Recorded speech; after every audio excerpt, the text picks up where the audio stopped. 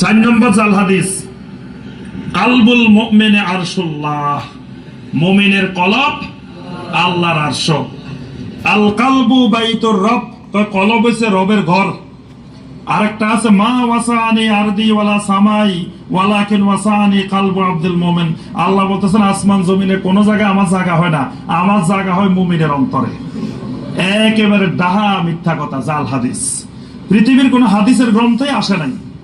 মানে জাল হাদিস হইতে হইলেও কিছু শর্ত আছে। যারা জাল হাদিস বানাইছে তারা একটা সনদ বানাইতেন, অমুকের থেকে অমুক, অমুকের থেকে অমুক, এরকম বানাইতেন। এটা কোন একটা বইয়ের মধ্যে কোন জায়গায় পাওয়া যেত, কিন্তু এটাকে কোন জায়গায় এই কথাটা হাদিসের কোন কিতাবেই পাওয়া যায় না। এই জন্য মোল্লা আলী কারি রহমতুল্লাহ আলাই, ইমাম ইবনে তাইমিয়া রহমতুল্লাহ আলাই, ইমাম আস-সাখাবী রহমতুল্লাহ আলাই সবাই বলছেন যে এই কথাটা সম্পূর্ণ ডাহা মিথ্যা কথা, জাল হাদিস। মুমিনের কলব আল্লাহর আরশ না। আল্লাহর আরশ আল্লাহর আরশ আছে, মুমিনের কলব আল্লাহর আরশ হবে কেন?